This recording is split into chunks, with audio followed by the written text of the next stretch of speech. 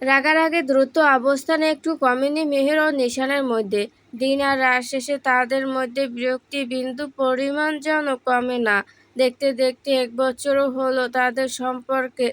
বসন্তের ঋতু পরিবর্তন ঘটে গেছে, কিন্তু মেহের ও নিশানের মধ্যে যেন মনের পরিবর্তন একটুও আসছে না। নিশানের অনেক আচরণ দেখে মেহের যেন তাকে মেনে নিতে পারছে না। মেহের তো মনকে বারবার বুঝিয়ে দিয়ে মানিয়ে নেওয়ার চেষ্টা করছে, কিন্তু রাতে করে যখন মেহের ঘরের এক কোণে পড়তে বসে, নিশান তখন ঘরের আর এক কোণে বসে গ্লাসে ঢেলে মদ পান করতে থাকে।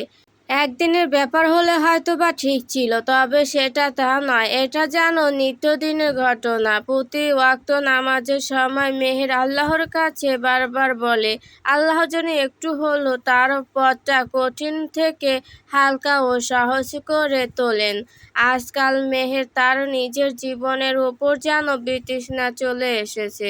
কিছুতেই মনে শান্তি আনতে পারে না সে। নিশান্ত জোর করে অনেক কিছুই তার কাছ থেকে আদায় করেছে, সেও যেন এগুলোর মাঝেই নিজেকে বেঁধে ফেলেছে। জীবন নিয়ে সামনে কি হবে আর ভাবার কিছু নেই তার।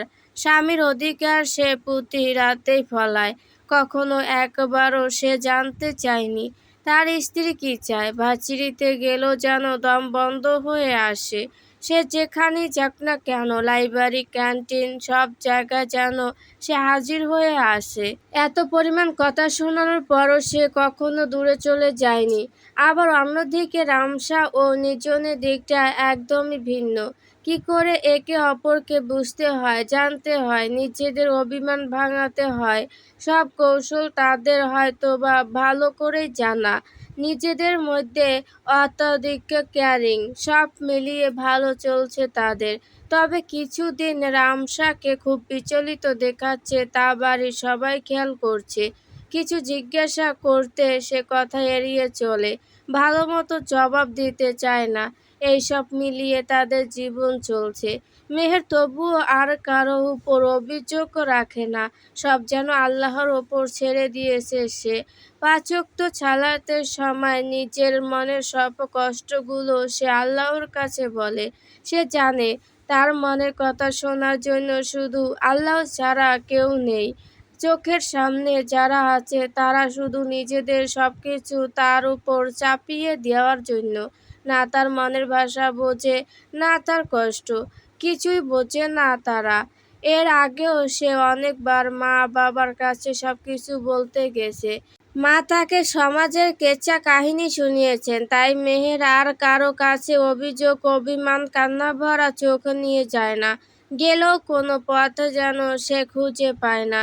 সে তো বুঝে গেছে সবকিছু মুখ বন্ধ করে এই মানুষের সঙ্গেই তাকে থাকতে হবে। তবে এই পরিবারের বেশ কিছু সদস্যর সঙ্গে এই একটা বছরে অনেক মিল হয়ে গেছে তার। তাদের মধ্যে রয়েছেন শ্বশুর শাশুড়ি ও ছোট ননদ তিন্নি।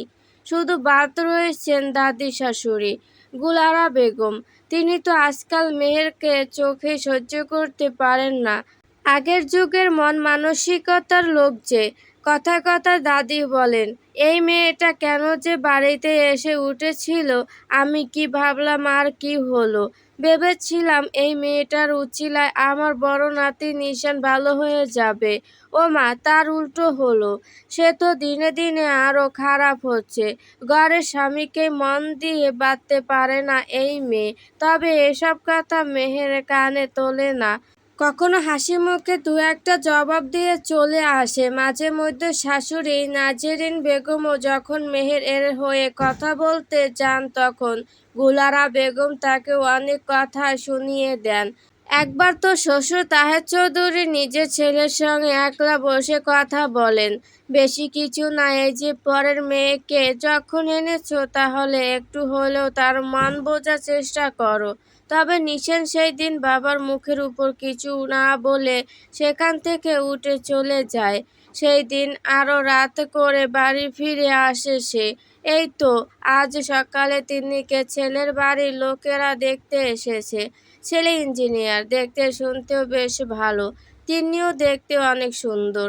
তাই তাদের এক দেখাতে বিয়ের দিন তারিখ ও পাকাপোক্ত করে যায়। আগামী সপ্তাহে তিন্নির বিয়ে।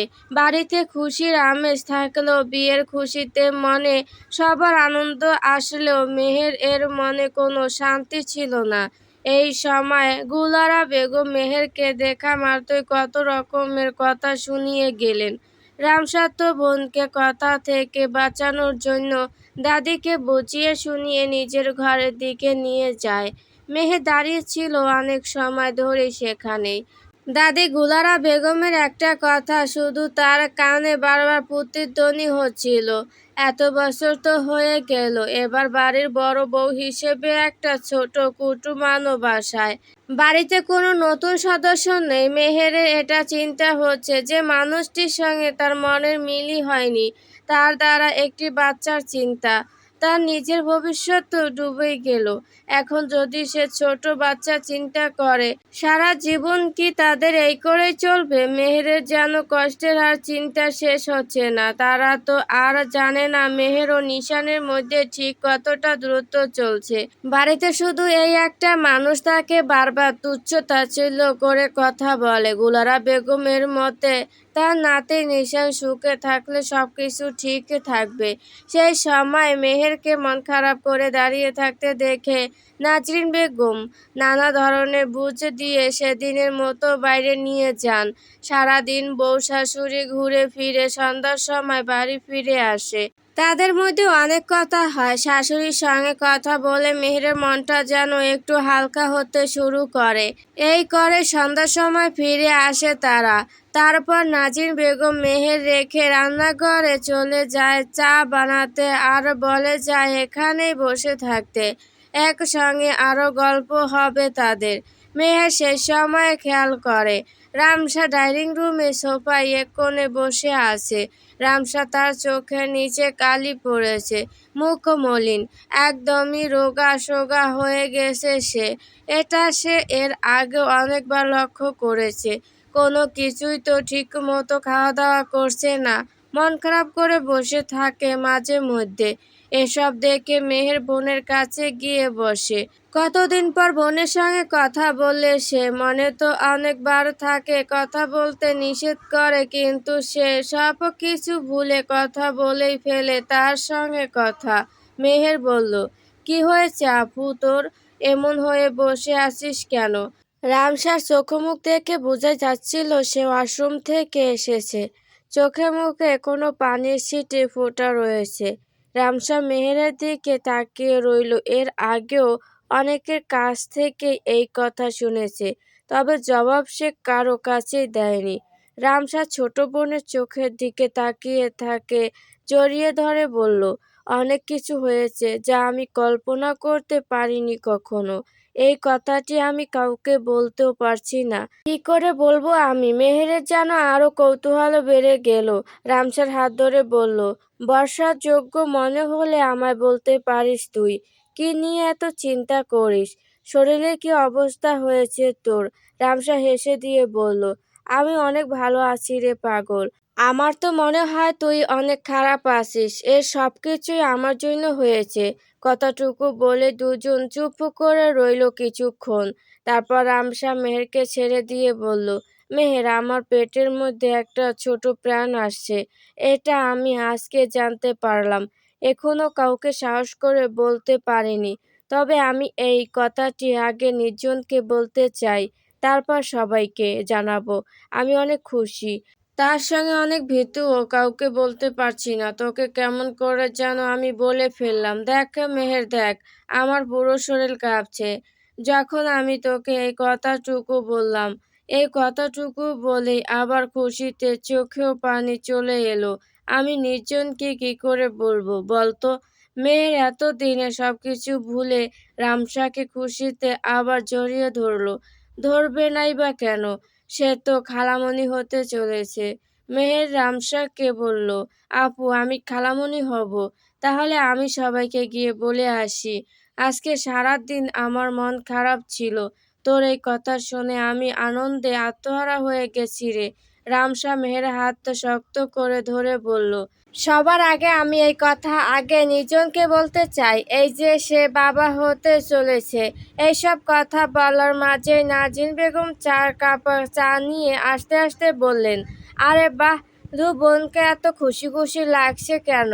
নাজিন বেগমের কথা শুনে রামসা ও মেহের একে অপরের দিকে তাকিয়ে হেসে দিল আর বলল, তেমন কিছু না।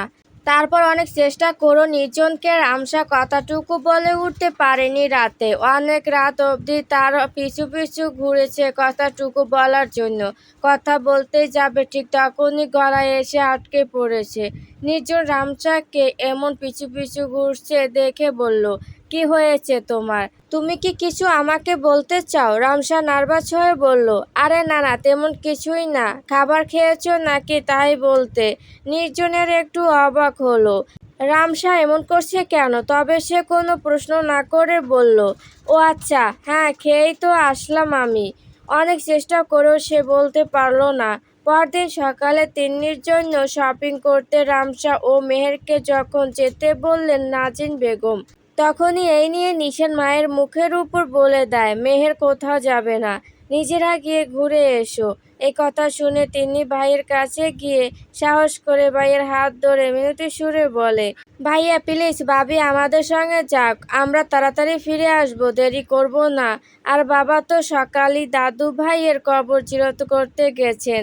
নির্জন ভাই আমাদের সঙ্গে যাচ্ছে, তাই চিন্তার কোনো কারণ আমি দেখছি না। এমন করো না ভাইয়া।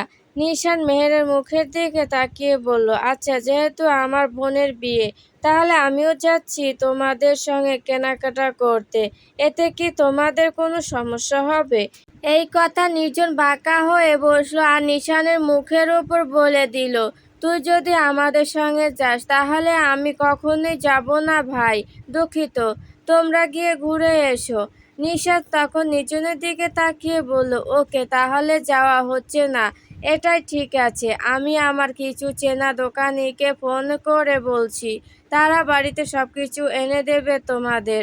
এই কথা শুনে তিন্নি সহ রামসার যেন মন খারাপ হয়ে গেল। এই মন খারাপ দেখে নির্জন ও মেহের একসঙ্গে বলল, তার দরকার নেই, অবশ্যই আমরা যাব একসঙ্গে। এই কথা শুনে নিশানও বলল, তাহলে সেও যাচ্ছে তাদের সঙ্গে। বলে গাড়িতে করে বেরিয়ে পড়ল সবাই। তাদের যাওয়ার পথে নাজিন বেগম তাকিয়ে মৃদু হেসে দিলেন। মেহের, রামসা ও তিন্নি পেছনের সিটে বসে পড়ল। নির্জন ও নিশান সামনে বসলো। নির্জন বরাবরের মতোই ড্রাইভিং করতে সামনে বসলো। বাড়ি থেকে শপিং মলের রাস্তা প্রায় অনেক দূরে। সারাদিন লাগে শপিং করে বাড়ি ফিরে আসতে আসতে রাত হয়ে যায়। অনেকটা দূরে চলে যায় তারা। পেছনের সিটে তিন্নি ও রামসা খুশি গল্পতে মেতে যায়, আর সেই সময় মেহের চুপ করে থাকে, কোনো কথাই বলে না। এই সবের মধ্যে আচমকা তাদের গাড়ি গিয়ে আরও একটা প্রাইভেট গাড়ির সঙ্গে অ্যাক্সিডেন্ট করে।